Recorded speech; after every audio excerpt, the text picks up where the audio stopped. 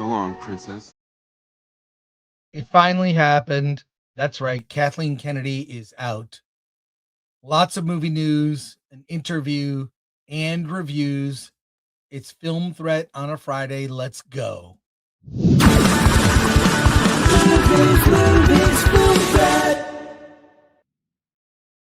Let's get him here. Come on, Alan. I'm really busy at the moment with Dr. Doom, but I'll say it. Alan. Alan, you're energetic here. Chris today. Yay. There is not enough coffee that's going to wake Oh my God. Yeah. There's not. I saw 3 movies yesterday, one all the way across town. Then went to Burbank, saw 2 films back to back. I'm tired. I'm just tired. A lot of sitting. I like. I woke up in the middle of the night and just decided to watch half of the Rip. And how was that? It's actually pretty good. I'm anticipating seeing the second half. Nice. Nice. Well, let's see who's here as we get started. Let's go. John Smith. Finally, the nightmares ended. Bye-bye, Kennedy. I mean, you replace one nightmare with another. The Nerd Far Away. On a more positive note, there is good stuff out there, not just from Hollywood. I just watched a case series. Just not from Hollywood. Just not from Hollywood. I just watched a case series called When Life Gives You Tangerines. It's a beautiful story. I like that. Yeah. Sons and Shadows cast. Chris Coffee pulled 2 down, 1 to go. He's now ready to start the show. No, he's not. Yeah. You have never been so far off. Right. Yeah. No, I don't know. Did not get enough sleep. Saw too many movies. I'm on the wrong mic. Am I on the wrong mic now? No, you're on the right mic. You're fine. Am I on the right mic now? Okay. Thanks. Thanks, Bimo. Lord Thoth, like, share, subscribe, hit that bell for notifications. Sign up as a member. Join us on X, Discord, Rumble, and Instagram. And buy our merch at shop.filmthreat.com. I love our new merch. I love it. We've got Doomsday Duds. That's right. It's the Film Threat logo.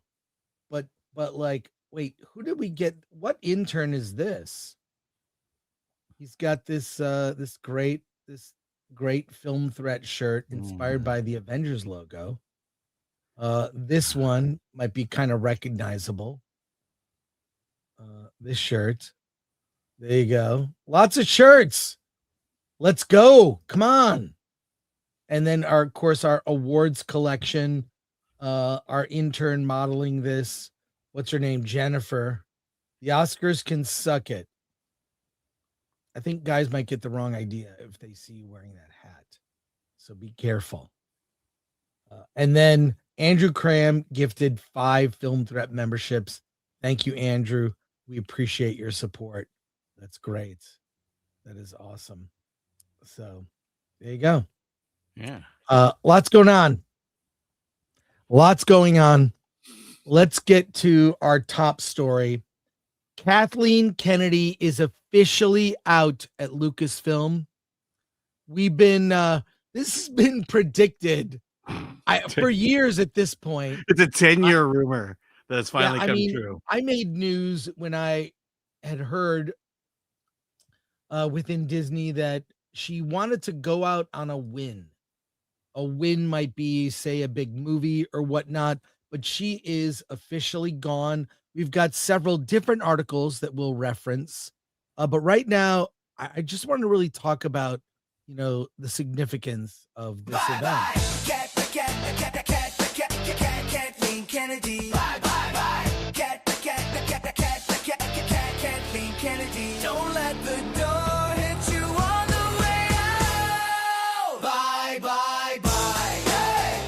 Bye, bye, bye, bye, bye, bye, bye, bye, bye, bye. Hey. Well, this changes nothing. What fans wanted out of Star Wars, at least the sequels, when this was announced, back in 2012, and then 3 years later we had The Force Awakens, December 2015. followed by The Last Jedi, followed by the conclusion, The Rise of Skywalker.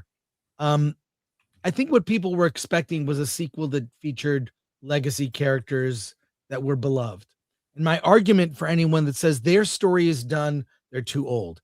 They made 6 Star Trek movies with an aging cast.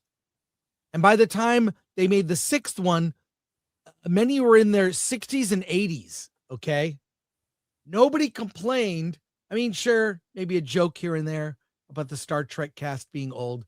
There was no reason to not tell a story of a Luke Skywalker.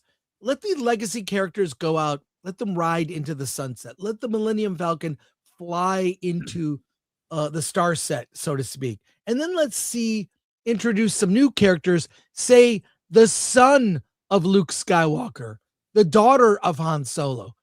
Create new characters that connect to the legacy characters and then tell new stories with them. They couldn't do that.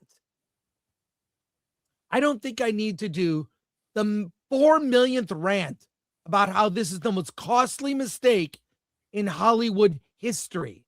And the Star Wars franchise is forever destroyed. You can make all the baby Grogu, baby Wookiee, baby this, baby that, cute this, not going to fix it. A standalone film with Ryan Gosling, an actor I very much appreciate. I like Ryan Gosling.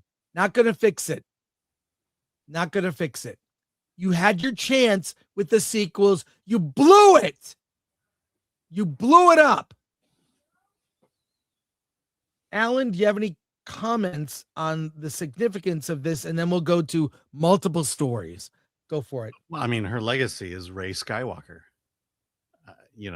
Finally, the Skywalker legacy continues. But it's weird. It's kind of like we've been talking about this for 10 years of Kathleen Kennedy finally retiring. It happens, and I feel like, okay. And it's like, it's like we knew it was going to happen. And then you realize what's really going to change about Star Wars. You have nothing, because the people left in charge were selected by her. Yeah. And Dave Filoni, who is a guy who makes cartoons. Mm-hmm. Okay. With all due respect, on the level of cartoons, many were very good. He makes cartoons. You mean the ones he did with George Lucas? Correct. He made some very good cartoons. Yeah. Notice the name missing from all these stories is Jon Favreau. Right. I mean, if anything, Jon Favreau, who was in consideration to do episode 7, he was one of the directors considered, and he bowed out. He was one of the choices. So I don't know. Let's there's a lot of stories here. Alan, what more do you have to say? And then we'll get to this. No, that's it. Let's do this article. Let's do this. A shift in the force for Lucasfilm's Kathleen Kennedy, the exit interview. This is from Deadline and Mike Fleming Jr. Give it to me, Alan. All right. Kathleen Kennedy is preparing to step away from day-to-day leadership at Lucasfilm in early 2026, concluding nearly 14 years at the helm of one of the most scrutinized franchises in entertainment. She has spent the last 2 years carefully planning her transition with Disney leadership, ultimately handing creative control to Dave Filoni and business operations to Lin-Wen Brennan. Kennedy makes clear that this is not a retirement, but a return to her roots as a producer. After decades as an executive, she wants to focus again on making films, including future Star Wars projects, while also collaborating with her husband and producer partner, Frank Marshall. She describes this shift as liberating, driven by a desire to work on a wider, more eclectic range of films and to stay creatively present rather than perpetually planning the next corporate move. Kennedy acknowledges that steering Star Wars came with relentless pressure. Every creative decision was examined under a microscope by passionate and sometimes a hostile fan base. While she believes most fans remain supportive, a large but loud segment resists change and new storytelling directions. often creating fear among filmmakers considering entering the franchise. Looking ahead, Candy outlines a mixed slate of Star Wars projects at various stages of development. Star Wars Starfighter, directed by Sean Levy, starring Ryan Gosling, was designed as a standalone film rather than a start of a new series. A Mandalorian feature directed by Jon Favreau is next in line, while Simon Kinberg is developing what could be the new trilogy extending into the 2030s. Projects by Taika Waititi and Donald Glover remain possible, while others have paused. Candy also expressed excitement about emerging technologies, particularly AI. While stressing the importance of protecting artists' rights, she compares the moment to the early days of CGI breakthroughs that reshaped filmmaking, such as Jurassic Park, believing new tools could unlock visual storytelling possibilities that have not yet been imagined. Reflecting on her long career, Candy says she has few regrets, citing Solo, a Star Wars story, as one project she believes came too early. Given the difficulty of replacing an iconic character like Han Solo, otherwise she stands by her choices, emphasizing that boldness and risk are essentially to keeping a franchise alive and relevant. Ultimately, Candy views her legacy at Lucasfilm as one of stewardship and expansion, honoring George Lucas's original vision while pushing Star Wars into a new era, format, and audience. She hands the reins over to Filoni and Brennan. She does so with confidence, ready to embrace a new chapter centered on creativity, collaboration, and a simple joy of making movies. Putting Kathleen Kennedy in charge of Lucasfilm was a colossal mistake. She clearly had an ulterior motive when she took over and did not use the outlines that George had provided for the Star Wars sequels. I would love to see those published. What was the originally intended fate for Han, Luke, Leia, Lando, the droids? Let's see a new adventure with them, and then have them go out, say, fly off into the hyperspace sunset as they pass the baton to a new generation. Easy. Check off the boxes of, look at what Terry Matalas did with the Star Trek Next Generation crew. That was handled so well. I can't believe he put it together after season 1 of 2 of Picard, which are nearly unwatchable. But this seemed like an easy task. But she seemed to have such disdain, as she does in this interview for the fans. No mention of the Rey movie. You notice that, Alan? Yep. Not one mention of the Rey movie. 0. Mm-hmm. She humiliated Daisy Ridley, brought her up on stage. There have been multiple stories, we won't go over them now, about a Rey movie. They've gone through screenwriters. To what end? Daisy Ridley is doing really bad indie movies, showing she has poor taste. Yeah.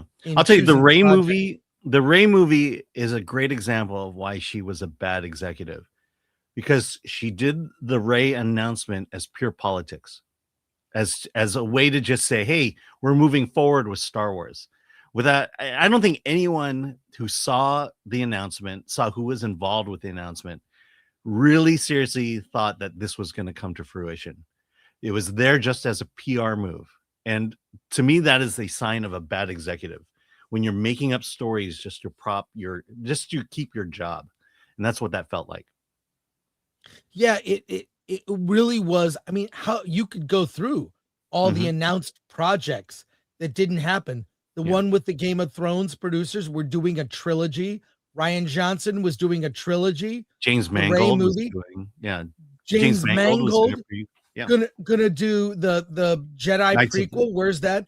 There are more than 10 projects that were announced and nothing happened. And the announcements were purely to what? Maybe keep her standing, keep her job, because if things are in active development, that's something. Yeah. Any good producer in Hollywood's got 10 plus projects in development.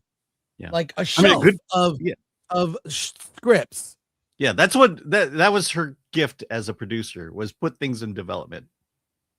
And she put a lot of things in development at Lucasfilm. It's Nothing could cross the finish line. That was the problem. Well, and then the projects that did were awful. I mean, the Mhm. Solo movie, there was supposed to be a storyline that was going to spawn more movies. Well, it was Remember, it had- was the Lord Miller cut. That's the one people want to see now. Why Well- were Lord and Miller fired and replaced by Ron Howard? they were fired. Lord and Miller were fired. The directors of Project Hail Mary, coming in March of this year, they were fired with 2 weeks to go. Mhm. And they ended with Ron Howard directing in a movie that ends with Han Solo in a gunfight in an office. Do you even remember the end of Solo? A movie I saw all of once. Yeah. It I don't even ends remember that. in a fight in an office of the main villain. That is the very definition of uninspired. Mhm. It was god awful. I don't think anything could have saved it. All of her creative decisions that she takes credit for are an embarrassment. And her being out, here's the sad thing. Here's the sad thing about her being out at Lucasfilm. Changes nothing. Star Wars is a dead franchise. The opportunity to reinvigorate a new generation of fans.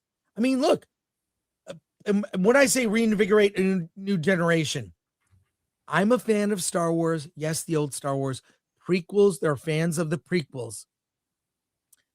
Set that debate aside. You can like or dislike them, but there are young fans of the prequels. They like all those characters. That's great.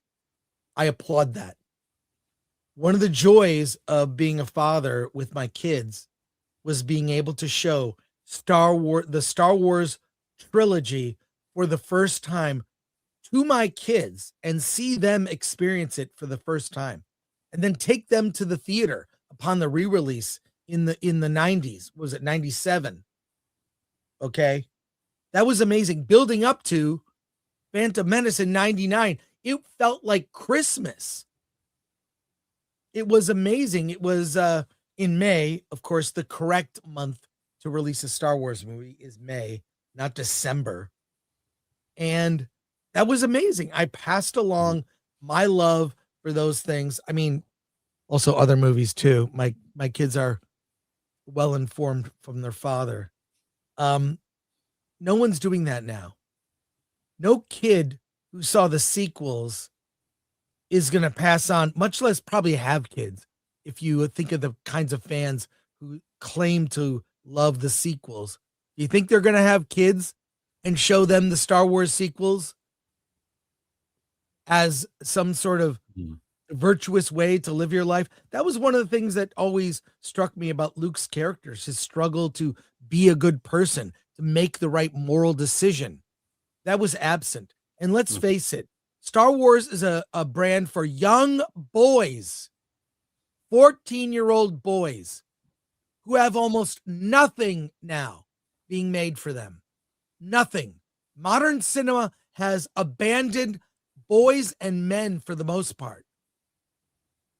I mean, you look at Marvel, making a hard turn after what, 5-6 years of crap, 6 years of crap,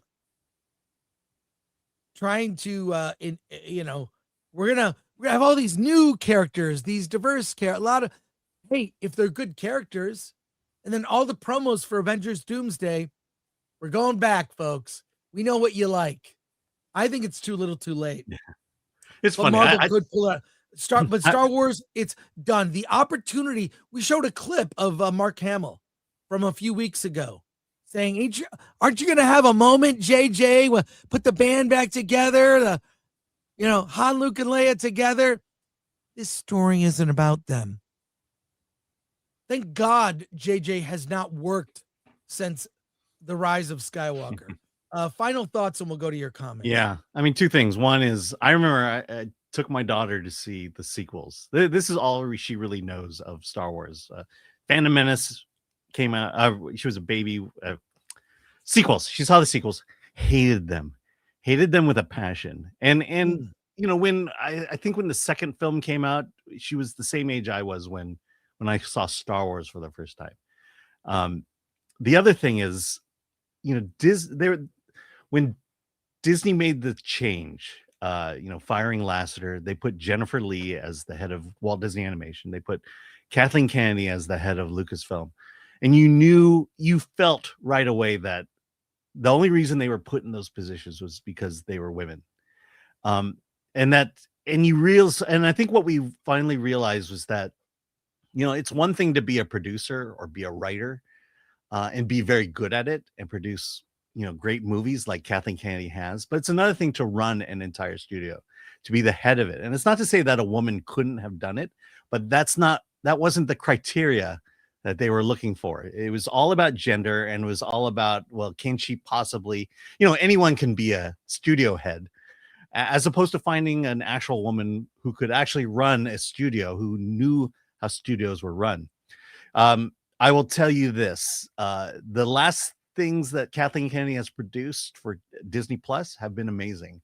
2 documentaries of which she is a producer: the John Williams documentary and the Beach Boys documentary. Maybe there is something to be said about her stepping back to doing the role she was meant to do, and not the role that was foisted upon her, and which was head of Lucasfilm.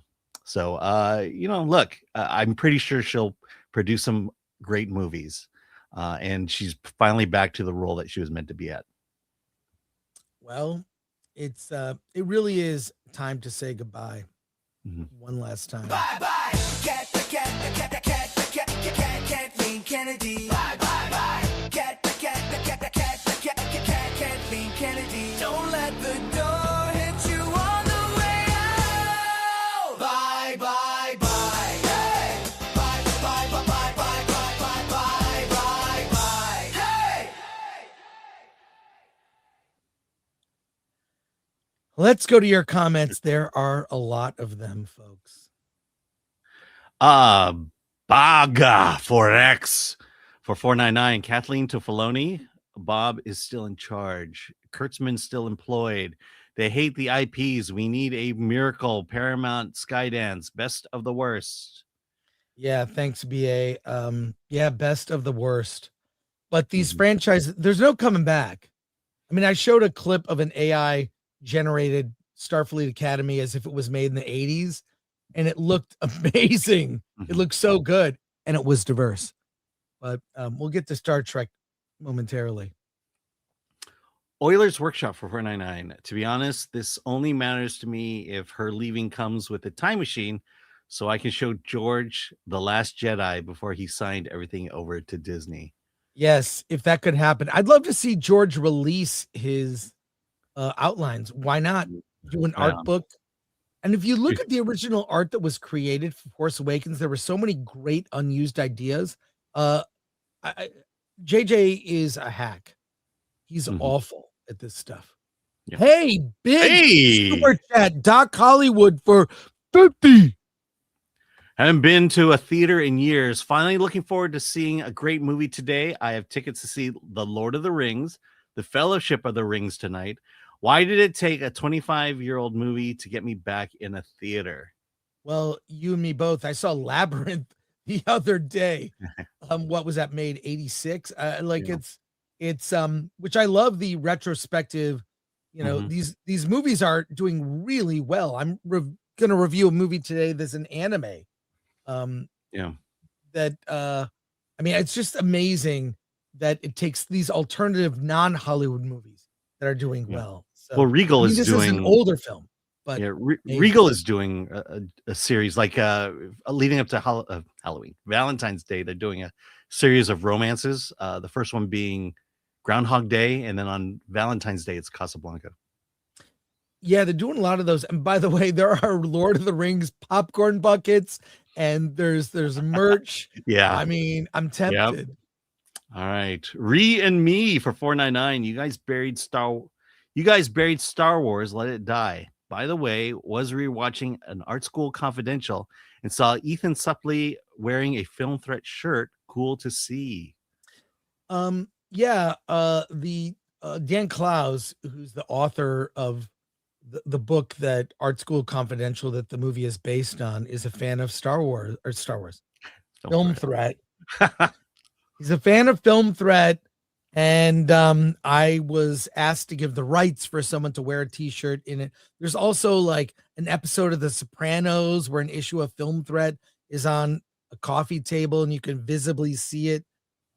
It's shown up Dawson's was Dawson's it Creek? Dawson's Creek. There's a character in the show that wears a Film Threat T-shirt in the whole show. It's a point of conversation in the show. So yeah, in the 90s, a lot of people were fans of Film Threat, and they put characters in Film Threat T-shirts. There's in Mallrats, Kevin Smith Mallrats. There's Film Threat on a newsstand. There's a lot of movies. Someone should do a collection. But thank you for that. It's like my grandfather's restaurant. Yeah, it's in a bunch of things. Yeah. Paul the Happy Recluse. She went out the way she wanted. There were no wins. She destroyed Star Wars, and nothing will change with the new showrunners. Yes, absolutely true. So I have some I have some photos on my phone I have to show. Is Rogue One considered a success? Would that be her only success? It's the Star Wars movie that most fans kind of identify as like, oh, I kind of like what you were doing with this. Because also it's kind of standalone but connects in a way. So I mean, we'll see. Okay. She got one. She Black got- Hawk. Oh, we're not gonna read that. Did you read this? No. If Okay, only sorry. there had a plethora of beloved stories to pull to make films and shows. Sigh. I would have thought they would have done the Timothy Zahn novels. I mean, they've already taken the character of Admiral Thrawn from that. But they would have to pay Timothy Zahn for that. Yeah, they should do that. In fact, you heard the horrible story about how Timothy Zahn just discovered it was being used. Yeah. Yeah. I mean, look, if they didn't want to pay him, I can't imagine giving him a couple million compared to losing a couple $100 million. Chicken wing for $4.99. Worst effing cell service in the restaurant I was just in, but I'm catching up now. Love you guys, and hail chat. Hail chat. Random Thank you, logo. The prequels, like or dislike, they have issues, but at least they are identifiable, authentic Star Wars films. The Disney iteration is not Star Wars, but it's bad fan fiction. Yep, it is bad fan fiction. That's the thing, is you remember moments from the prequels. You remember lines from the prequels. You definitely remember the characters from the prequels. Can't say that about the sequels. Razorburn, there are only 6 Star Wars movies. Yes. Some would say there are only 3. Yeah. No, but it's fine. Yeah. I have the box set that tells me there are 6. The first Blu-rays that came out, there are 6 Star Wars movies. I've got the collection. Okay. Makoto 03. Kennedy is delusional. No admittance of her incompetence. No, it's a puff. She you know what? She failed the fans. Mm-hmm. Her failure is complete. Yeah, and it's just like a corporate leader to hide to never admit that anything went wrong, and as you saw in that article, blame fans for it. The reason she failed was because of fans. Can you read this in a retarded voice? Yeah, can I? Gung Ho Mac, I stand by my retarded decisions. Thank you, Alan. Don't clip that. Whatever you do, do not clip it. We've got a lot here to get to. Let's do a palate cleanser. Because I got a lot. Folks. Undertone is a movie that's coming out. I got Starfleet Academy news is going to blow your mind. Well, let's look at a trailer just to take my mind off this awfulness. We need to see this. This is I'm not going to say anything. It's A24, and we watched an A24 trailer the other day. which was Trust me on this. fabulous. Trust me on this one. It's creepy horror. Check this out. And if you're listening, this is made to really listen to. You'll see.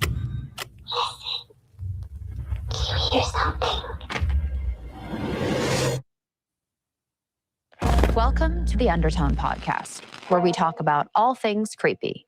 I'm your in-house skeptic, Evie Babbage, and Michael Lieber, co-host, says he has a real treat for us today.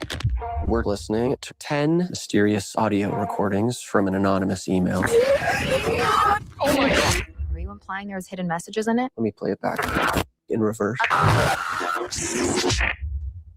Play the next one. Let's find out. What is that? Where is that coming from? 跟你分嘛，接受了。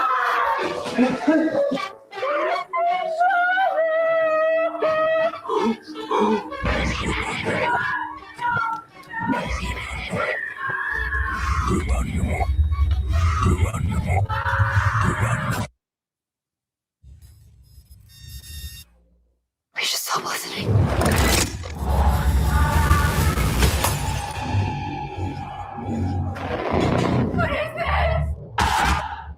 What if we unleash something?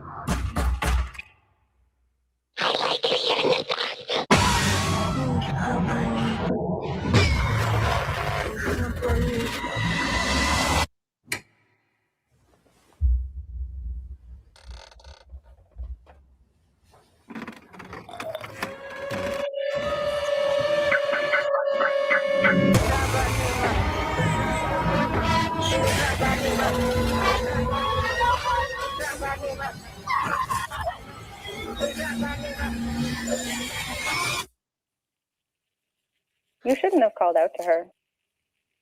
It's what she wants.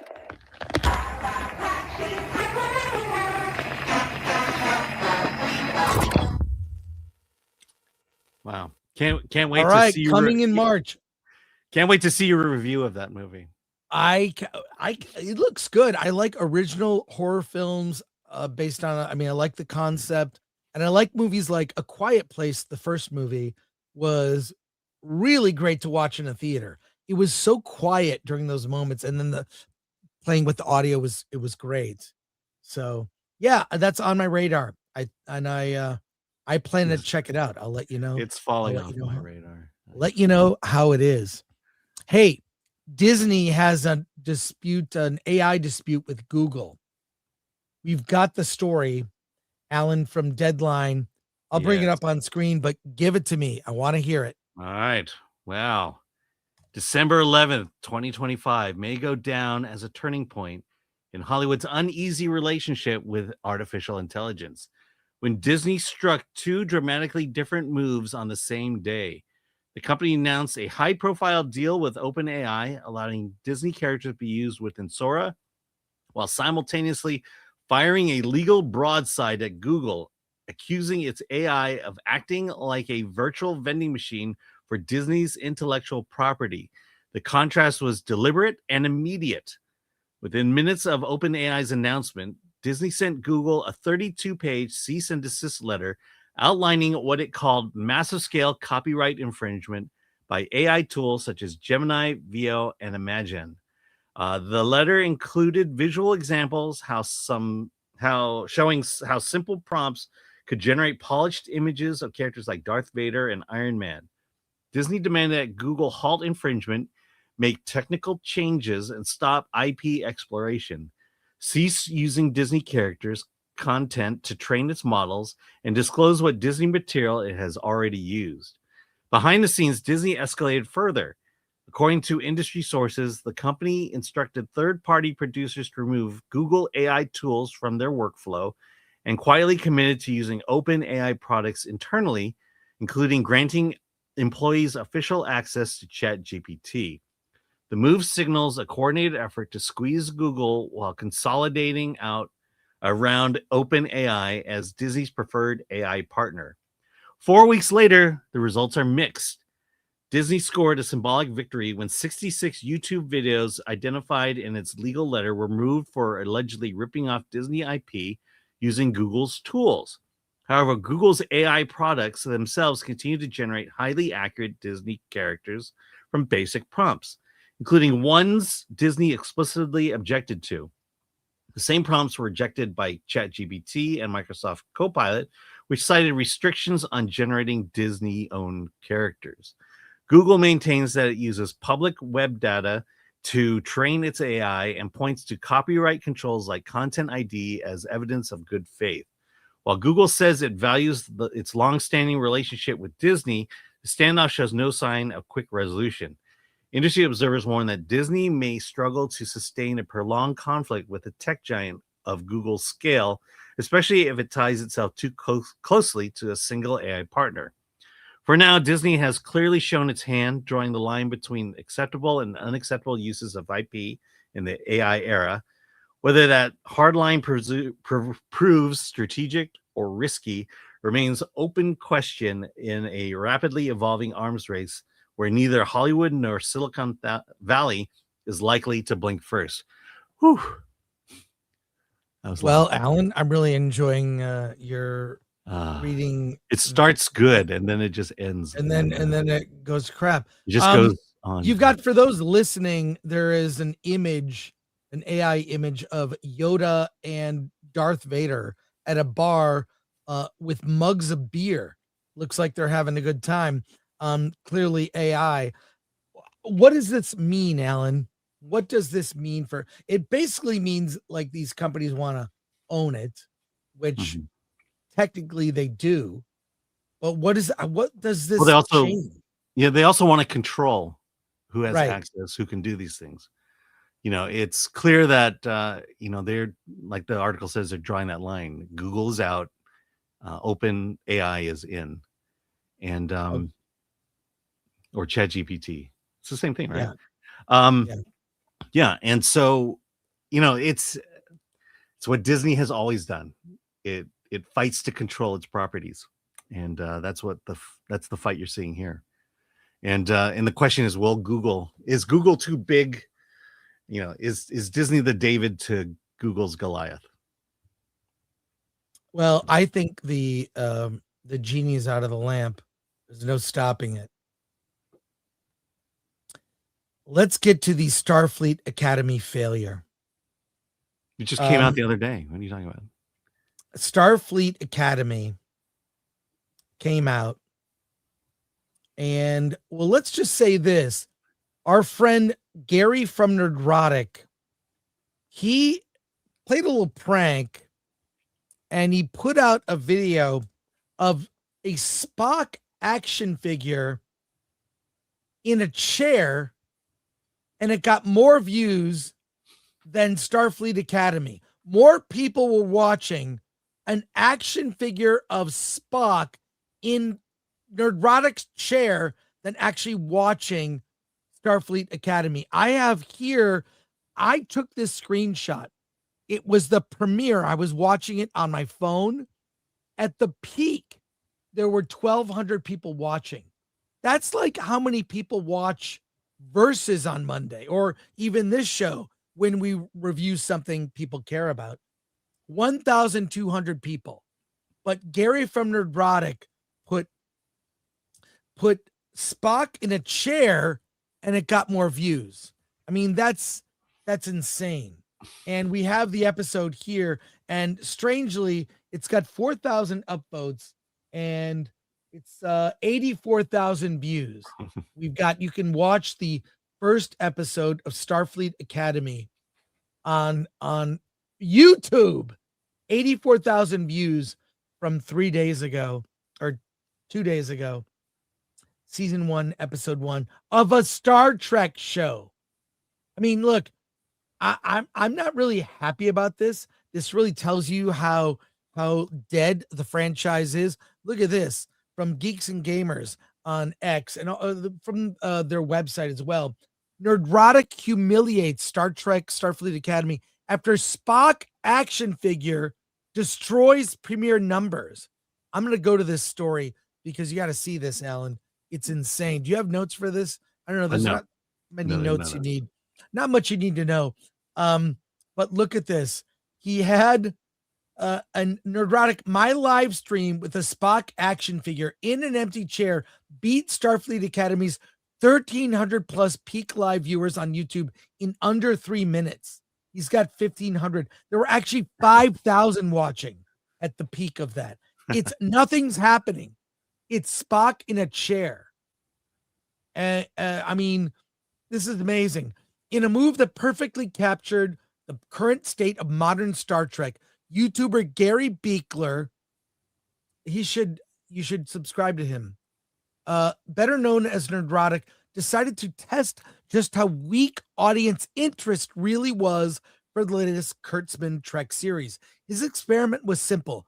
Could a live stream consisting of nothing more than a stationary camera pointed at a Spock action figure in an empty chair outperform the official Starfleet Academy YouTube premiere?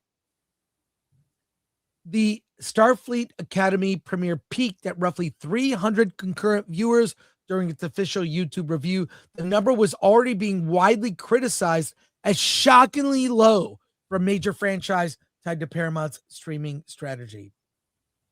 Nerdrotic didn't just beat that number, he obliterated it. Look at this. 24,000 views within under 3 minutes. The empty chair Spock live stream surpassed Starfleet Academy's concurrent viewers. The stream ran for 52 minutes total, reached a peak concurrent viewers of 3,300 viewers, nearly 3 times the engagement Paramount could muster for its highly promoted series.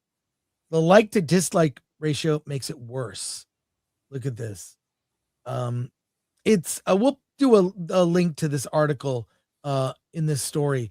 But Alan, what do you think? You saw Starfleet Academy and you saw the second episode, which I will give you. You know what? I'm going to give you a taste of it. But tell me your thoughts. Taste of it.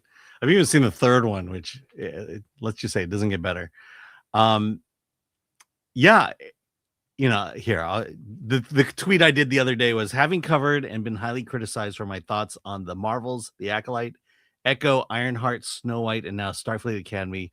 One thing is always true: they hate you and your opinion. Then the show comes out and they go silent after actually watching it. You know, it's like all the attacks people get, all the attacks Gary gets. It's all done before the show comes out, Right. Because the reality is, you know, for those of us who have seen it, we can talk about it, while others are like, you know, all they do is they criticize you for being a hater.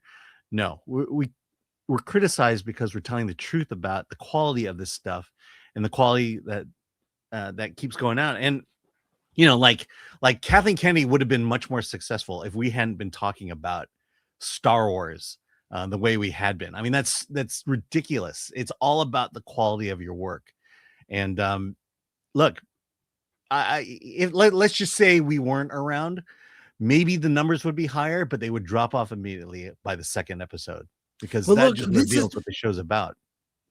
I mean, we just did a Star Trek funeral, and starting this week, we're putting clips from the funeral on the YouTube channel. It was an 8-hour plus stream.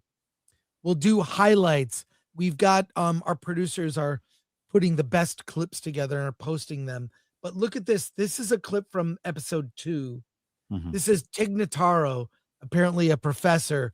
Let's give people a taste that haven't tuned in of the show. Name of this cadet. Oh my God. I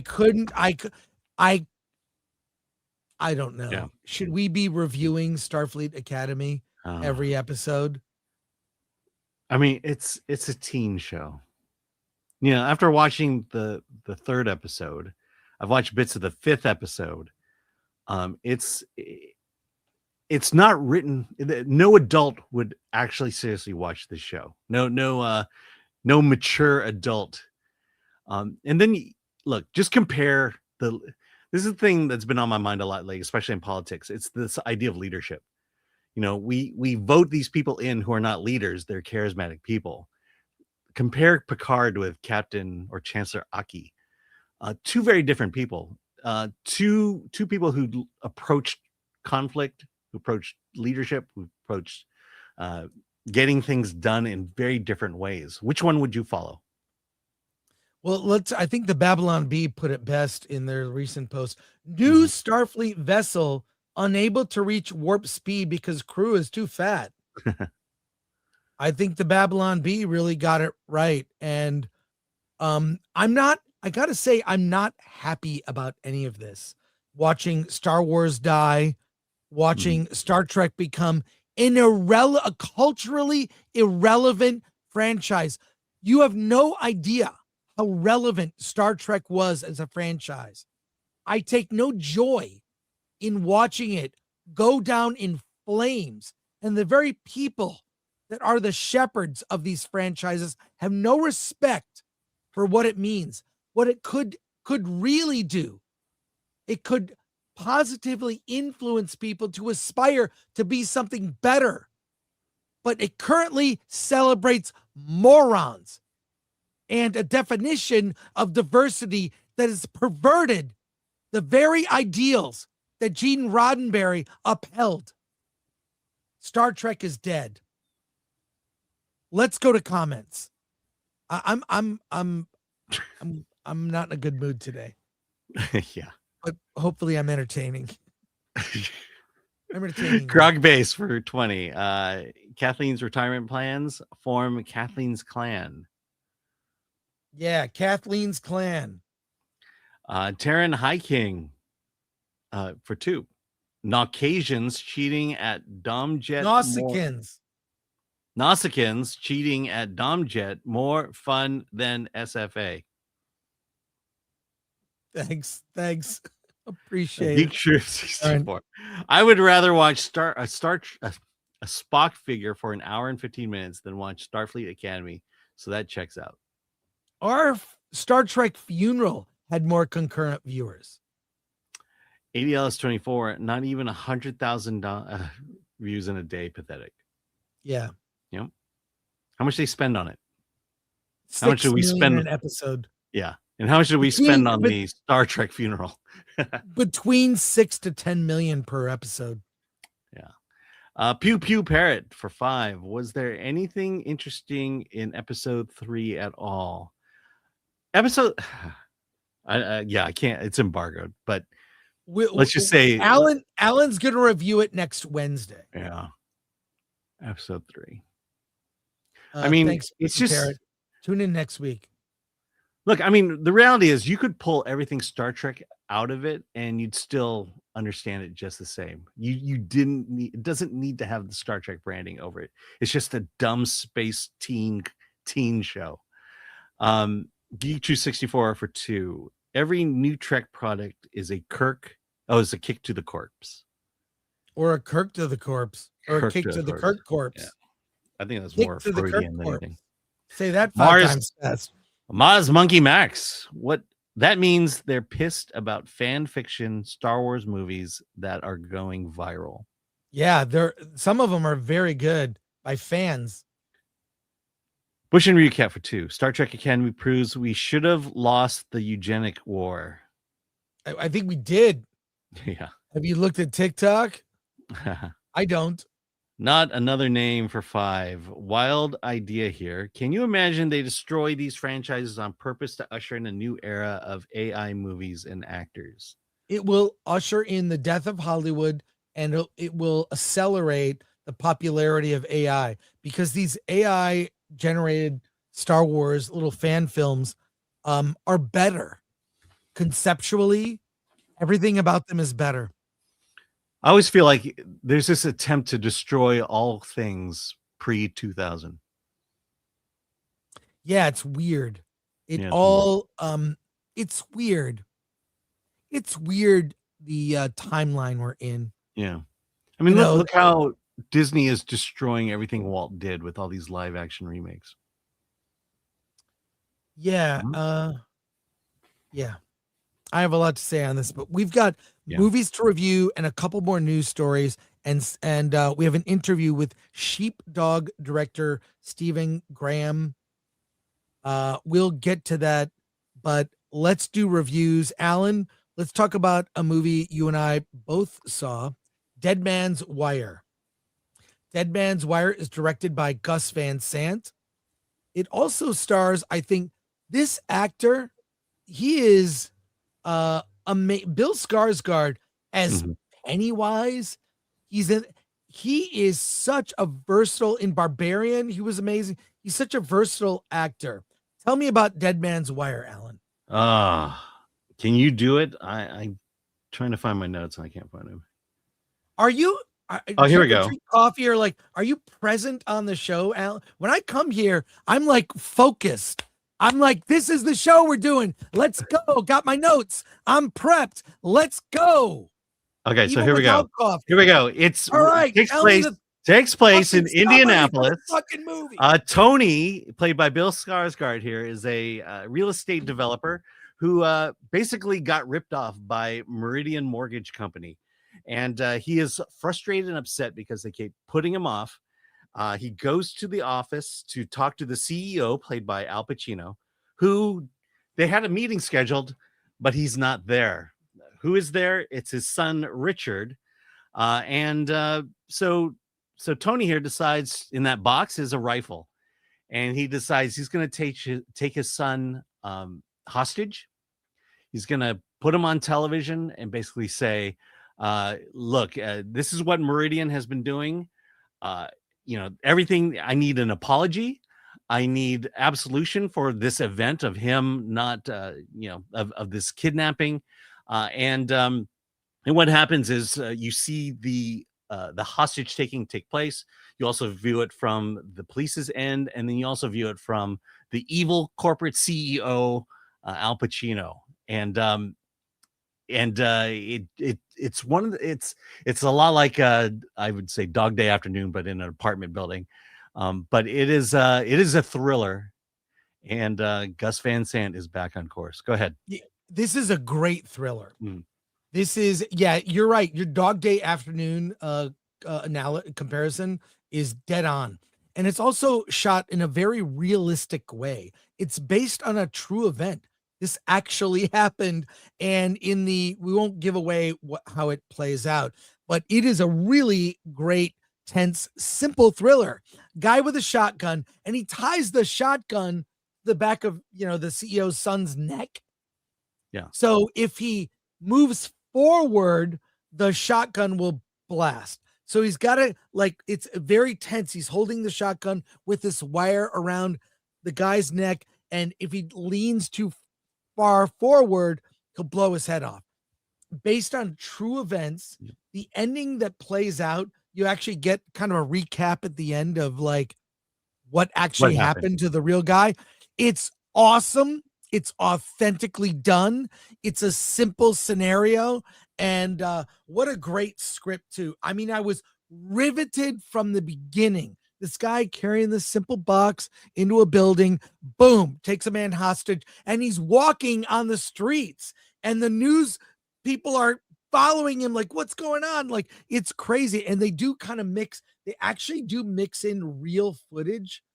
Phenomenally done. Really, not only a great thriller, kind of a commentary on corporations, cheating people, and the kind of anger. It taps into people's anger about corporations just effing people over. Really fantastic thriller. Can't recommend it enough. Yeah. And Bill Skarsgård, my God, one day he'll be up for an Oscar. He's so subtle with everything. He's not like some actors that they're pretty much the same person in every movie. George Clooney. Yeah. Skarsgård is a completely different person in every film. Fantastic. I mean, Boy Kills World, he's mute throughout the entire thing. I really like this movie. I think what I think Gus Van Sant does well is you feel so much sympathy for Bill Skarsgård's character and so much anger toward Al Pacino. And then you have the son kind of caught in the middle of it all. I mean, he eventually what you find out is his son is basically the pawn between the two characters. And each one are basically calling one another's bluffs throughout the whole film. It is just a fascinating watch. There were things that I'm like, because there's a point where he calls 911, and this takes in 1977. I'm going, is that true? And I'm like, I guess they did have a version of 911 in 1977. And then also the one aspect we brushed upon was a lot of this is one of those stories that played out on television. You know, with Yes. breaking news constantly from one channel to the next. People trying to Coleman Domingo is in it. He plays a character who gets kind of sucked into the story, into the drama. He's like a reluctantly. radio host. He's a Yeah. radio host that plays like jazz. Coleman Domingo's got a great voice. Yeah. But he kind of befriends Bill Skarsgård's character, Tony. I can't pronounce his last name, but Tony. So Fred and Tony have this relationship. Tony's like a fan of him as a DJ. And this plays out on radio, on like action news. This was back in the 70s when they had our action news team, when everything was shot on 16 millimeter in the field. And they bring the footage back, develop it, and show it on the news. It was crazy. What's funny about the Coleman Domingo character is he's not in it for the limelight. In fact, he wishes he wasn't even a part of it. Right. And you just really get that sense of, you know, that's on you. You know, this is it's just really good storytelling. We've seen stories like this play out, especially in television. And just the points of view of all the characters to me makes this really an exciting ensemble piece. Let's go to your comments. Tim is not funny. Deadman's Wire was solid. Bill Skarsgård does great things with his voice. Triple Threat. I'm sure Gus hired Pacino specifically for his connection to Dog Day. Very cool. Jet Black Heart. Stop berating that diverse Asian man, Chris. Yeah, Chris. Well, first of all, I treat Alan as I would any colleague. And every job I do, I worked at a total gas station. I had a newspaper route. I worked in restaurants doing dishes. I worked at the front counter at Thomas Video in Royal Oak, Michigan. I did every job I've ever done. I did the fuck out of that job. I don't fuck around. And I like to work with people. Alan's having a bad day. It's all right. You know, and look, Chris, to your credit, you are the least racist person I know. Oh my God.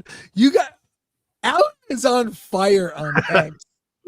He had probably what I think is the X post of the year about the starship in Starfleet Academy. Starship Athena. Oh, I bookmarked it.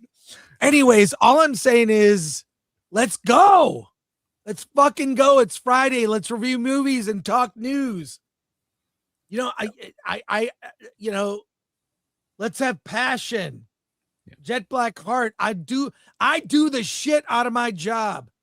Alan actually does a great job on the website. By the way, can we get Josh Hawley to like my tweet? I saw that exchange he had with that woman. Men cannot get pregnant, right? And you're talking with morons. Oh my God. What a time we live in. It's such an inside baseball thing. We live in the dumb times, folks. We live in the dumb times. Who'd have thought? We were on course to being the greatest nation on earth. And then it just crashed in upon itself. Yeah, we've allowed idiots a voice that should not be listened to. These are the extremes of, well, I would say in some cases both sides, but more one side than another. Men can get pregnant. No, they can't. Jesus Christ. Fucking A. Yeah. Hey, Alan, I saw 28 years later, The Bone Temple. I know you're not a big horror fan. That's okay. I did watch it, just to let you know. Oh, you did? Yeah. Okay. Well, let me get it going for you here. Kick it off. Spike has now joined the Jimmies. The Jimmies. Every person in the Jimmies is named Jimmy. They wear tracksuits. They have blonde wigs. It is a cult started by a young boy who somehow survived. His father's a preacher, and he worships Satan, and he is roaming the wasteland, probably a worse threat than the zombies because he's preying on other people and families. And it's horrifying to see. You see that Spike is very apprehensive about what they're doing when the Jimmies attack a young family and torture them. Those scenes are among the most difficult to watch. They're horrifying. Absolutely horrifying. Ray Fiennes' character, the Doctor, has formed a odd friendship with the big, large, infected man, The Alpha. Naked. He calls Samson. He gives him morphine, which kind of lulls Samson, and he doesn't attack and kill Ray Fiennes' character, the Doctor. He's somehow he's working on maybe I can form a friendship. Maybe there's a way to solve to bring the infected back. So Ray Fiennes is looking for a way to bring the infected back. Spike is doing everything he can to try to survive being in the Jimmies. He has no love for killing at all, which he is forced to do, and does his best to survive in the group. I don't want to give too much away about where this goes. It picks up directly after 28 years later. I cannot wait for the third one. It doesn't exactly end on a cliffhanger, but it sets up the third film, which kind of brings it all together. I don't want to say exactly how, but I thoroughly enjoyed the way this played out. There's a scene with Ray Fiennes at the climax where he's dancing as Satan to metal. To Iron Maiden. The Iron Maiden that is phenomenal. It's less about the zombie threat and more about what cults have formed and how what people have done to survive. The madness that drove this doctor who covers himself with iodine, that madness that drove him to build this bone temple that looks like a temple to Satan. The payoffs are great. That those early scenes of torture porn were difficult, really difficult to watch, but it pays off. Credit to Nia DaCosta. She did not write the script. She directed it. I think she did a really great job.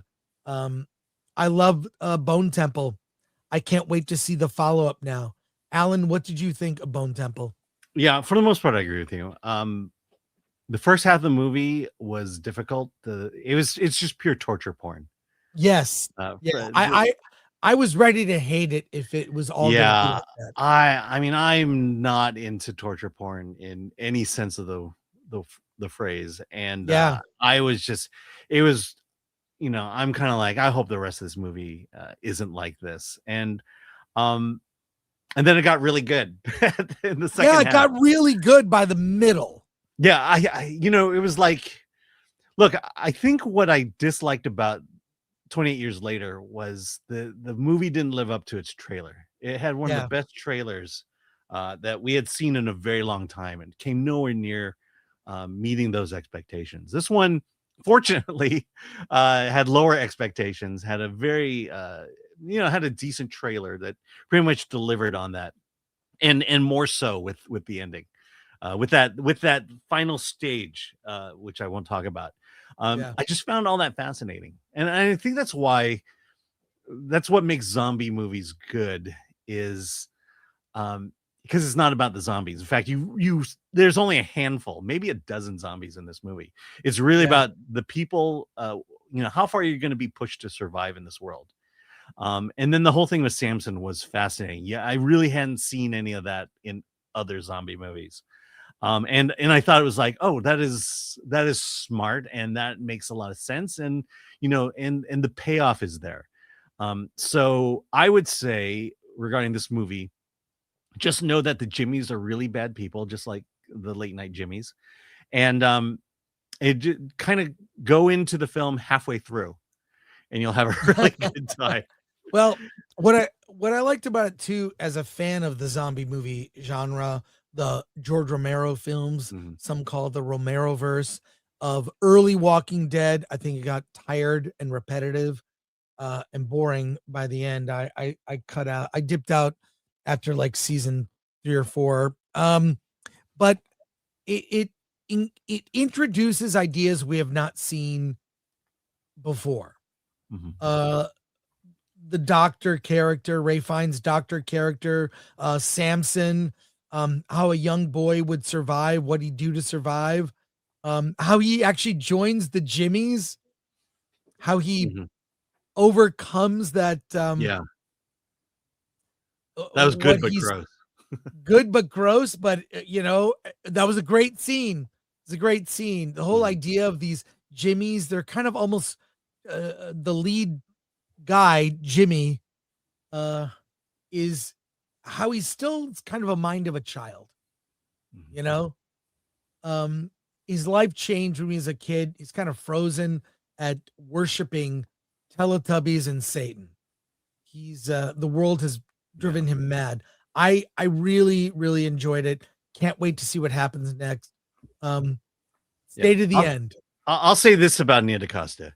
She is a good director of good material. Give her a good script and she can take the hell out of it. Yes. I mean, she wrote the Marvels, co-wrote, and it was terrible. And she should stick to directing. She's solid. She got the tone right. And she understood the script and the story, and it showed in this movie. So we both recommend it. Yeah. And you don't even like horror movies in your that's what I'm saying. Go in an hour in. There you go. All right, let's go to comments. Starting with from Balls for Teeth. I became a YouTube member. Thanks, Balls for Teeth. Now, did you become a YouTube member because I say that I do the shit out of any job? Fu Man Blue, horrible take from the Asian guy. Zombie movies should be about zombies. No, zombies are the backdrop of a bigger story. Well, they can be, but I think zombie movies are about the humans and the choices they make. Their morality tales. They test you. They show you when the world is about survival. It shows you who you really are. Yeah, if I want zombie movies about zombies, I'll play Dead Rising or something like that. Those are video games. They're not movies. Yeah. The Lone Wolf Club. No 28 dicks later for me. Thank you. Yeah. The Lone Wolf Cub. Tim is not funny. Bone Temple was a step up from 20 years later. Yes. Very exciting with interesting turns and horrifyingly brutal. Nia DaCosta nailed it. This becomes a terrific saga. I just like how the 3 stories in this movie come together at the end. Yes. As one. And I can't wait for the follow-up. It's a smart script. Yeah. Jimmy Eats Movies became a YouTube member. Thank you for becoming a member. And I love your logo, Flynn's. Texafire, put on your blonde mullet wig and go see Bone Temple. It's biblical metal. This one delivers on what the previous film lacked. Must see Iron Maiden fans will love it. We are Jimmy. This should be our Halloween costume, Alan. The Jimmies. We'll put on blonde wigs, bad teeth, and wear tracksuits. No, I think you should come as Jimmy Fallon, and I'll be Jimmy Kimmel. Jimbo Kimball. Yeah. There we go. And then we'll get Badger to be James Corden. We've got more reviews and a couple bonus news stories, but we have filmmaker Stephen Grayhm waiting in the wings. And we love to interview indie filmmakers. Let's bring Stephen on the show and talk to him about his new movie.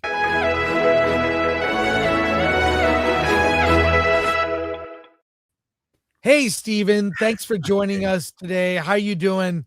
Great. What an intro. I was enjoying the back and forth there backstage in your waiting room. Well, this is great. Well, you missed the big argument earlier. That was Well, Were we that's ar- normal. That's Were we arguing about zombies? What are we arguing about? we argue about everything. It's always a debate. But you have made a film called, we see the poster in the background, Sheepdog. It's a very personal film. I think our audience would really enjoy it. Tell us about Sheepdog and how you got involved. Sure. So, Sheepdog has been a 14-year journey to the screen. It's been a labor of love, but I had this life-changing moment in 2011. My car broke down. I was doing a movie as an actor in Vancouver, Canada, and I'd wrapped on it, and I drove through the night. It's like a 24-hour drive straight through.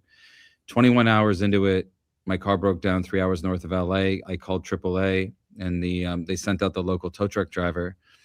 And during that drive, he began to open up about his life, about the challenges he had in his marriage, being a father of 3, his financial hardship. And then he began to share that he was on all these different medications that were tethered to his post-traumatic stress from multiple deployments. And he had traumatic brain injury, and he'd only been back, I think 18 months.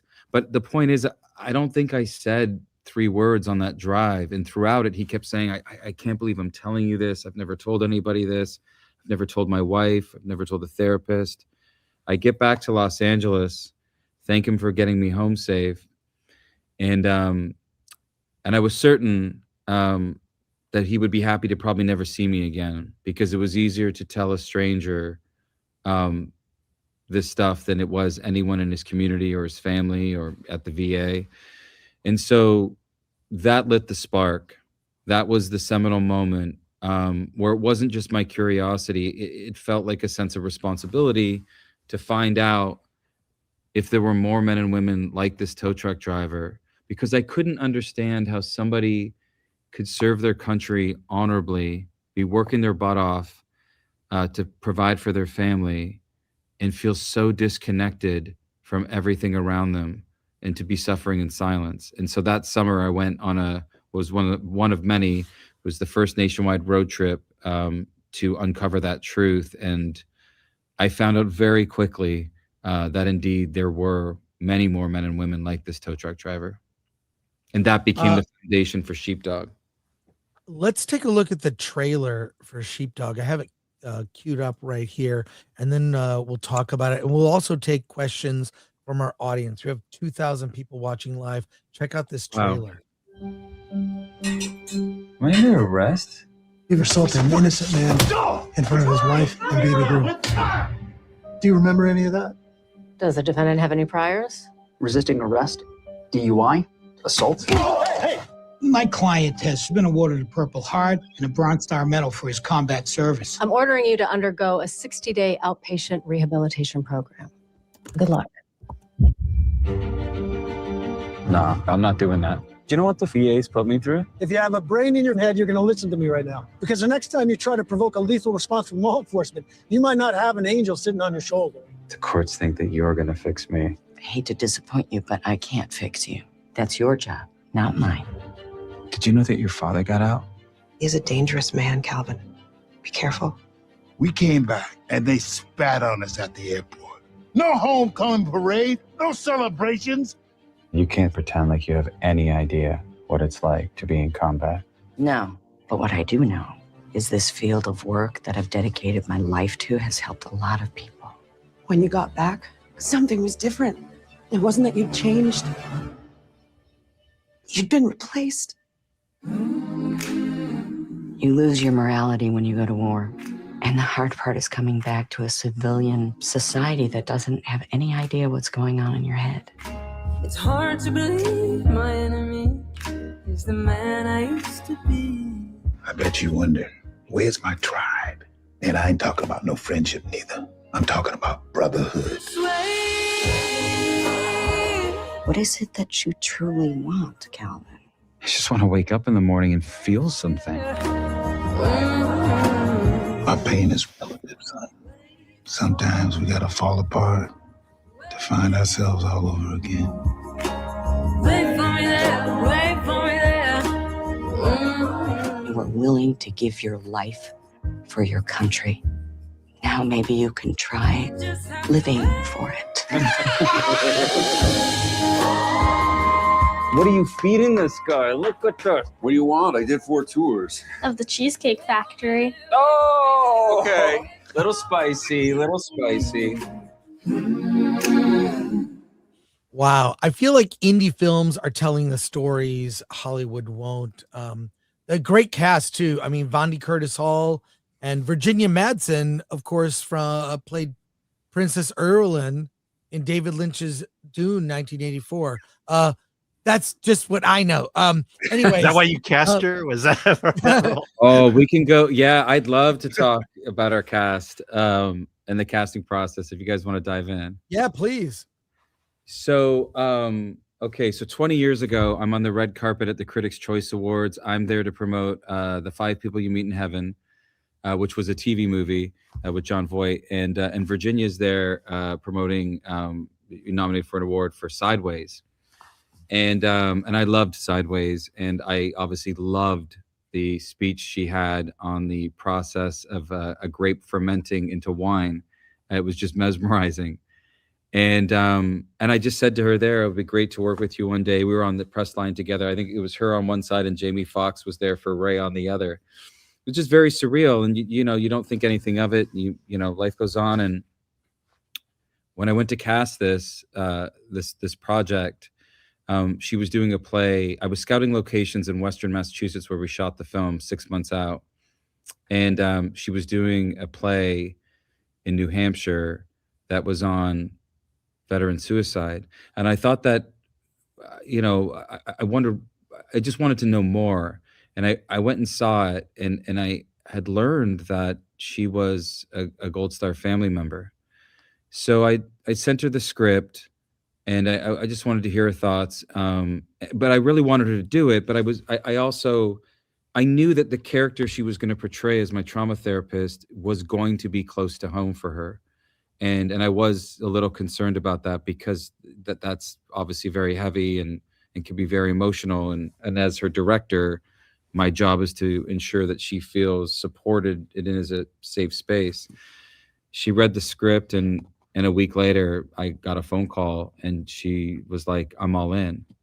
And that was a game changer. And you know, the speech that she gives on post-traumatic growth in the film, very, very similar in some ways to the speech in Sideways, the intimacy of the speech. She nailed that in one take, and it came from such a pure place. You could hear a pin drop on our set. Vondie Curtis Hall, he plays a Vietnam veteran. Some folks might know him from Daredevil or The Recruit. Mr. Hall, I saw his reel, you know, in the casting process, and it was a scene from the film Harriet, the Netflix film Harriet. He hadn't even spoken yet, and the camera was pushing in on him, and I believe he was about to deliver a speech to the slaves in front of him, and I jumped out of my chair. I could see it in his eyes and his soul. I was like, "That's Whitney. That's the guy. That's him right there." And so Mr. Hall, I had learned in you know, talking with him, grew up in the Vietnam era. He had many friends that were drafted, many of which didn't come home. Some of those that did had post-traumatic stress. He has friends right now that are battling cancer from Agent Orange from serving in Vietnam. Dominic Famusa, some folks might know him from Nurse Jackie. He's on the reboot of Dexter. He was also in the movie 13 Hours, the Benghazi story that Michael Bay did, where he played one of the real life guys in that. And Dominic has done a lot of work with Adam Driver's foundation. You know, Adam Driver is a Marine veteran. So everybody sort of came at it with such a personal touch.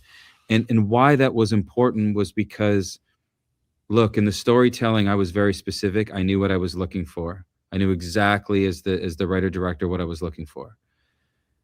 But these folks, these incredibly talented actors, knew how high the stakes were.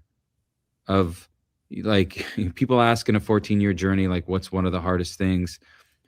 It's getting it right for the men and women that you're depicting on screen, whether that's the mental health workers, the Gold Star family members, veterans and their families. And so they all came to set and they bared their heart and souls on screen to help tell this story in an authentic and moving way.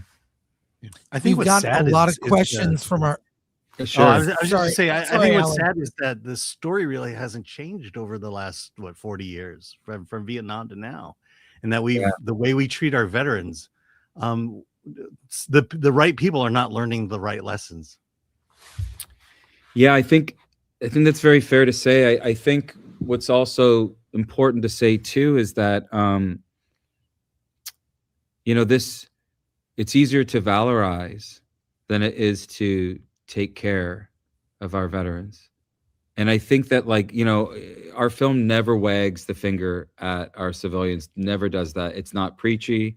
I just bring you into the world to all the, dark and quiet, silent places of post-traumatic stress, but also show you in this is a redemption story. This is a film that's not about post-traumatic stress. It's about post-traumatic growth.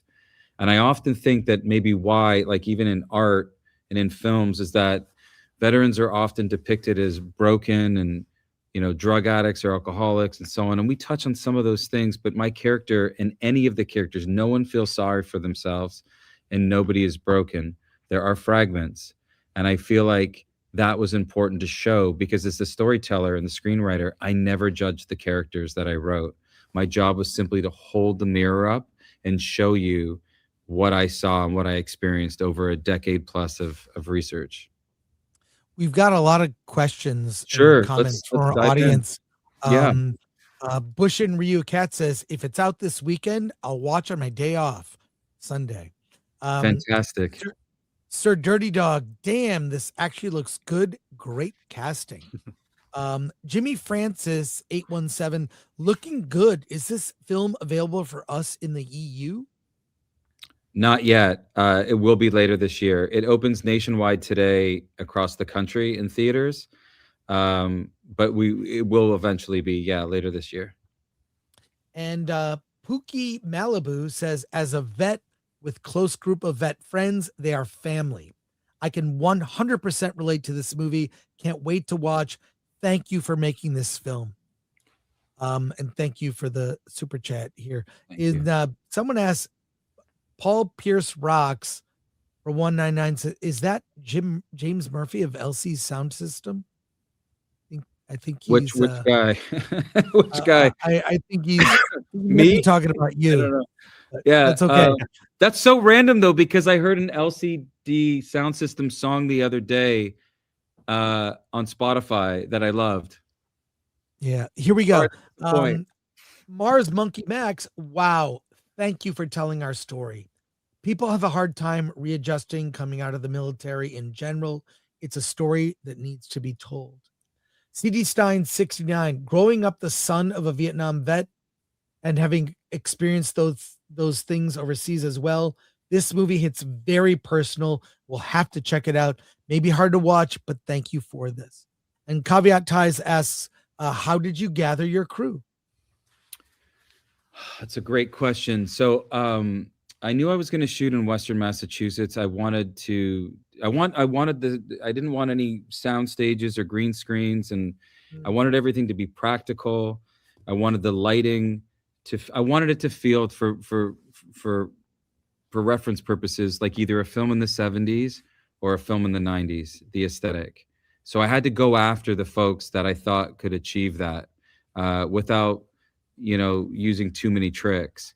And so my cinematographer, Evans Brown, Evans shot The Terminal List for Amazon with Chris Pratt.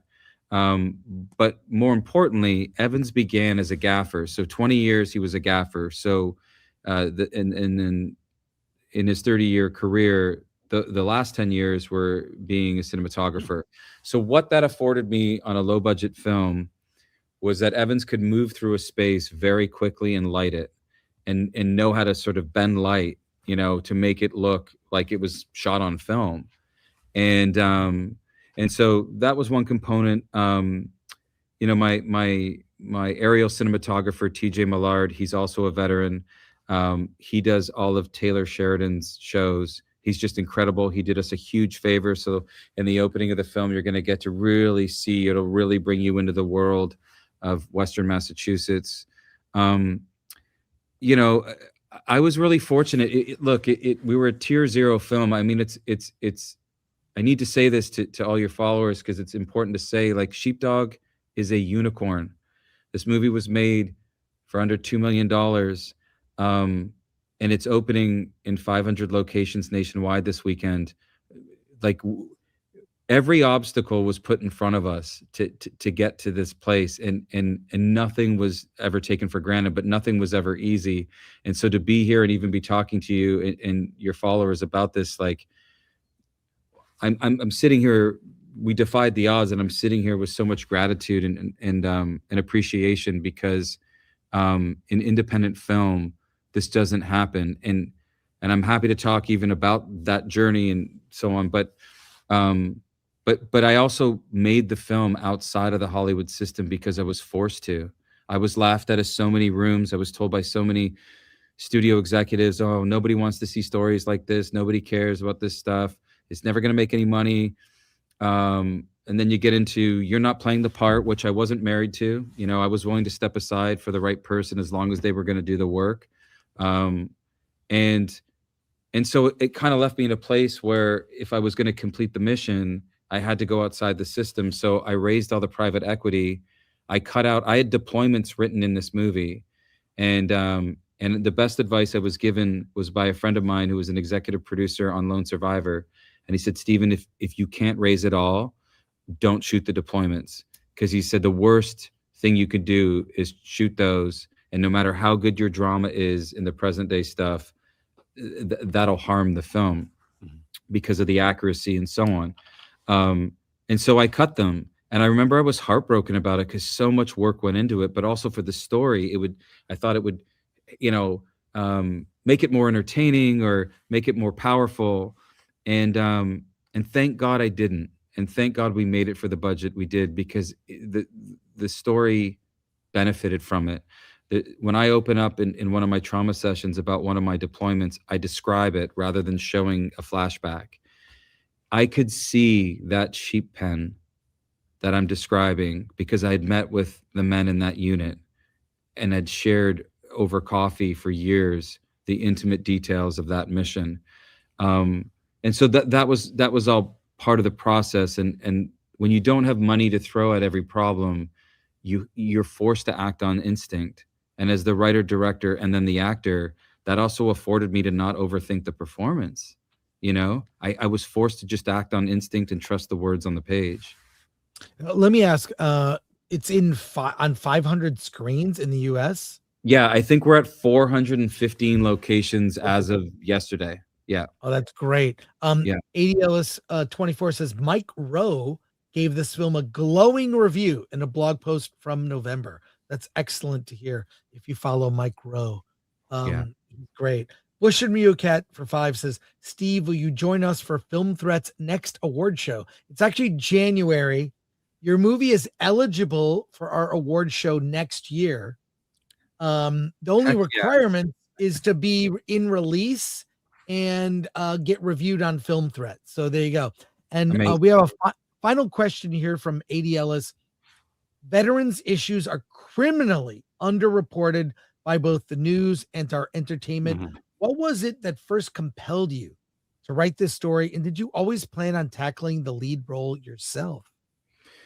So the what compelled me was the story with the tow truck driver, but what put the gust of wind into our sails was the first veteran that my co-star Matt Dallas. I wrote the screenplay, but he did some of the research with me. He went on that first road trip with me. The first veteran that we met with in McAllen, Texas. We went out there. We were so idealistic. We were going to spend 3 months on the road. He was the first veteran that agreed to sit down with us. We had cameras set up. You know, he opened up a little bit, and that was sort of it. And then when we packed up the cameras to go, he pulled me aside and he said, so you're going to make this into a screenplay, or you're the screenwriter? I said, well, I'm journaling now, but it might become that. And he says, let me tell you a story. And he opened up about what you will now see in the film that's loosely inspired by that story. And after he finished that, he took off his in memoriam band that had the names of his fallen brothers on it from that mission, and he held it out and he said, "Don't let me down." And I didn't want to take it. I didn't feel worthy of it. I didn't think I had earned the moment. And he said, "Don't let me down." Matt Dallas and I get back in the car. We knew we had bit off more than we could chew. I did take the in memoriam band.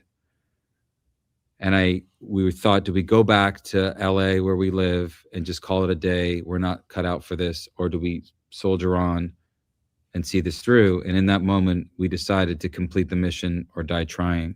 And when I say that, I don't say that lightly. We were willing to die for this.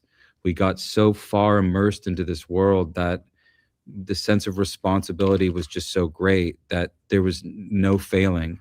And that's part of why, like 14 years, like we were just going to see it through all the way to the end. To answer the last part of that question, this was never a vanity project. You know, my biggest concern was, so I didn't have to play the lead role. And trust me, you know, when you're already the writer director, putting yourself in front of the camera is an extremely daunting thing. And then to have to represent this character even more so. What I was concerned about, though, was that for folks that don't know, is that most actors don't get a lot of time to prep for a character. If you're Daniel Day-Lewis, he spent a year developing his portrayal of Abraham Lincoln, much to Steven Spielberg's dismay, because you know they had a schedule they were going to shoot. Most actors get several weeks. If you're lucky, maybe a month.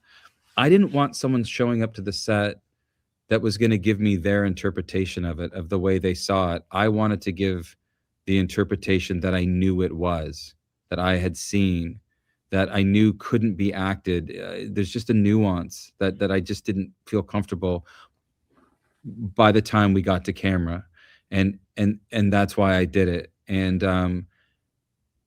thank God that I was supported by just such an incredible cast that was able to support my direction, but also elevate the story with their stunning performances. So I was very, very, very fortunate.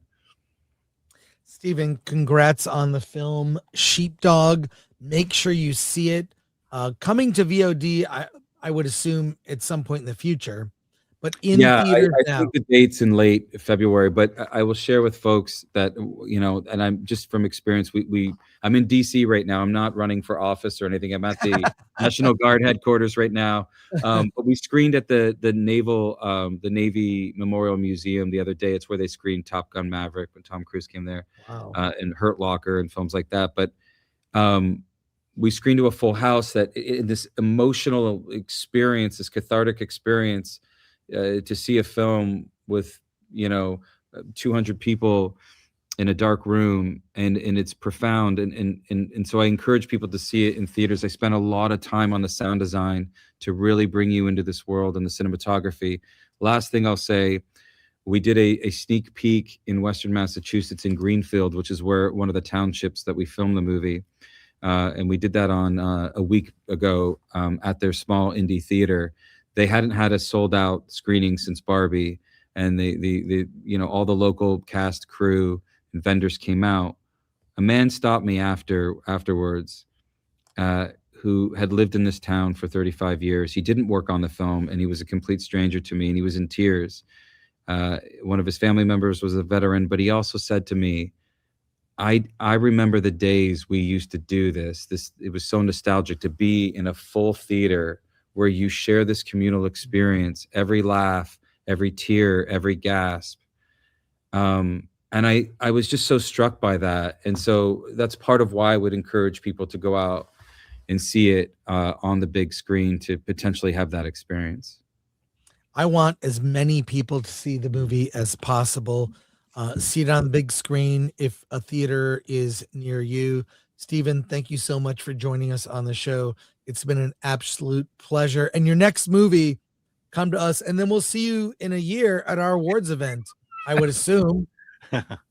I would be honored. I'd be very grateful. And thank you for sharing your platform with all your viewers, and thank you so much for your comments. We really appreciate it. You can go to sheepdogthemovie.com. It's connected to Fandango, all the different listings across the country from where it's playing. And if you're a veteran who's watching right now, you can go to vettix.org. As I said, we're the first movie that's ever partnered with them. You can be eligible to get free tickets to see Sheepdog if it's playing in your city. And if you're inclined to, you can pay it forward through VetTix, but through Sheepdog the movie. It's 100% tax deductible to send veterans and their families to see Sheepdog. So great. We got to go. Sheepdog the movie. See, this is Sheepdog the movie. Yeah, I guess why wouldn't Hollywood make this kind of movie? I actually think the Hollywood of 25 years ago would have made a film like this. And I feel like there's certain stories Hollywood won't tell. Look at this. Here's the website, Sheepdog the movie, and it's VetTix. VetTix.org. Yeah, to sign up if you're a veteran or first responder. Yes, sir. Okay, good. VetTix.org. I just want to make sure people see this. Okay, yeah, here we go. VetTix.org. There it is. VetTix.org. We'll put the link in the description for this. We're going to put the clip for this on our interviews channel so people can share it. And I really thank you for joining us today on the show. It's been an absolute pleasure to talk to you.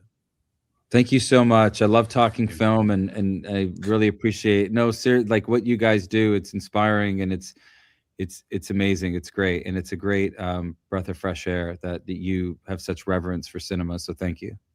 I have to say though, I think this I do love zombies too, though.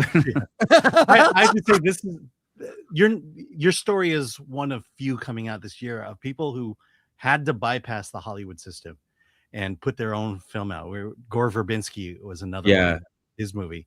And I think it's great that all dollars going to your movie and ticket sales doesn't go to a studio. Wow. Yeah. Thank you. Yeah. The investors on this film trusted me. This is a big swing. Like, I'm sitting here in front of you on our opening night, and I'm terrified. As much as this is like a thrill and an honor, and I'm grateful to be at this point, it's like we are in, this is,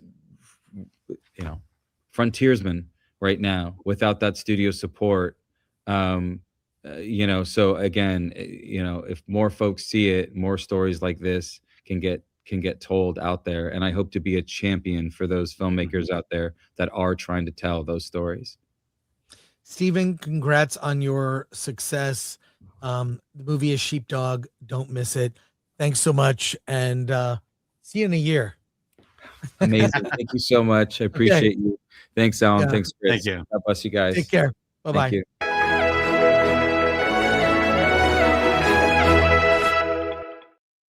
That was great. Yeah. So put that on the list.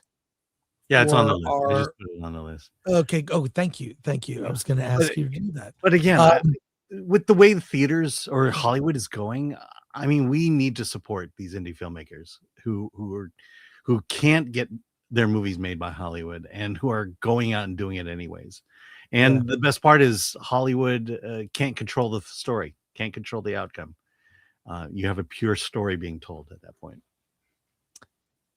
We've got one last movie and one news story coming in hot. So stick with us. A little longer show today, but you know what? We started late. All You Need Is Kill. This is an anime that is new in theaters. And okay, odd story of this movie. Let me explain. It's based on a novella, a short novel. That short novel became a movie that you might remember from 2014, starring Tom Cruise, called Live, Die, Repeat, Edge of Tomorrow. And that movie was, I think, a great action movie with Emily Blunt, Tom Cruise, Bill Paxton is in it, Brendan Gleeson. Really love this film. It's a movie that came out called Edge of Tomorrow, and people were like, what is this? And there was confusion. They actually changed the title of the movie after it came out, and they added Live, Die, Repeat, Edge of Tomorrow. So that movie with Tom Cruise is based on the novel, but it diverts very far from the story. The movie All You Need Is Kill is an anime version of the original. It's it's closer to the novel. It's about and it really focuses on a young woman who is part of a volunteer team cleaning up this, I don't know how to describe it, an entity from another world grows on Earth with its tentacles, organic tentacles, kind of engulfing Earth. And she's part of the cleanup crew. They are chopping this. It looks like a giant tree or vines that have overtaken an area that is now contaminated. She wears a special uniform and she is chopping up. Her name is Rita. It's a young woman. She's kind of bored. Her existence is a little boring. And she's, when I say volunteers, they get paid, whatever. And she's part of the cleanup crew. And what happens is spores come out from this vine, which looks like it's awakened with a threat of these killer spores, these alien spores. And what happens, just like in the Tom Cruise movie, every time he dies, he wakes back up the next morning and the day repeats. She sees her coworkers in the lunchroom, getting food. She's going out to do her job. At first, she tries to escape. She just drives away. She cannot drive far enough. And no matter what she does, she is killed and wakes up back at the same day. She ends up meeting like a young man who has been observing her. And this young man is also experiencing, his name is KG. So Rita meets KG, who's also like, hey, what are you doing here? And he's been helping her behind the scenes, giving her different weapons, improving the functionality of her mech suit. And the two of them team up to try to solve this problem of the repeated day where they die and relive the same day. It's very different from the Tom Cruise movie, Edge of Tomorrow. And I would say it's better in some respects because while that movie is kind of devoid of a real romance, this really gets kind of tragically romantic. I don't want to say, obviously I'm not going to give away the ending, but it's a quick 90 minutes. The anime style is great. It's so much anime looks like it's kind of just uses CG. It's a very stylized, almost looks like a French drawings in other animation I've seen come out of France. It's very, very different. And it's directed by Yuki Nori Nakamura and Kenichiro Akimoto. Is her name? Exactly. I gotta say, while it takes a little bit for it to get going, we're kind of familiar with the concept. And she even calls out, it's like a video game. This is like a video game. I keep getting killed. And she tries to improve, but she is the only one cursed with the memory of the previous day. And the same day plays out. All of her coworkers are blissfully unaware. So it's different from Edge of Tomorrow, but same concept. I think it's great. If you love anime, check it out. And it made me want to see Edge of Tomorrow again, which I started watching last night when I got home. But this is All You Need Is Kill. Really great experience. Check out the trailer. Check out the movie. I loved it. So recommend from me. Well, you had me at 90 minutes, so I may give this a shot. That's great. Let's look at some comments. All You Need Is Kill was a much better title than Edge of Tomorrow. I agree. Mike MC Wong, who goes to my Burbank AMC, says great movie, but animation of characters was kind of lacking. Disagree. It's a different style than what you're used to in anime. Anime does have, there's like an anime style. If it's not a Studio Ghibli thing, everything looks, there's a sameness to it a little bit. This one was different, and I liked that it was different. Yeah, the poster makes it look like it's not as detailed as you'd expect from an anime. When it gets good, it gets by the end, it gets really, really bizarre, which I love. Patrick Lemire, Groundhog Day with violence. I love that. So recommend from me. We had some good movies today, which I love. Let's end with a news story here. George R.R. Martin on his triumphs and torments. Of course, we have new Game of Thrones spin-off series coming out this Sunday, actually. And I'm going to see it. I don't know if we'll review it for our show. I'll review it. I have HBO Max. Maybe the first episode. But George R.R. Martin is here in an in-depth interview in the Hollywood Reporter. Alan, you've got the story. Give me the highlights. Yes. Here we go. George R.R. Martin's career over the past decade has been defined by a striking contradiction.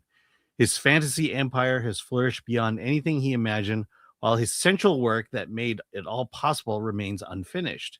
In 2015, as Game of Thrones was overtaking the books, Martin worried about two things: whether HBO would ever expand Westeros beyond one hit series, and whether he would be able to complete The Winds of Winter before the show surpassed his story. One fear proved unfounded, the other painfully enduring. I have to finish the next book. Maybe I'm over optimistic about how quickly I can write these things. 10 years later, Martin has undeniably built the franchise he once hoped for. Westeros has become a sprawling multimedia kingdom with House of the Dragon, a major hit, A Knight of the Seven Kingdoms on the way, and more spin-offs in development. A West End stage play, an animated and film project quietly are taking shape.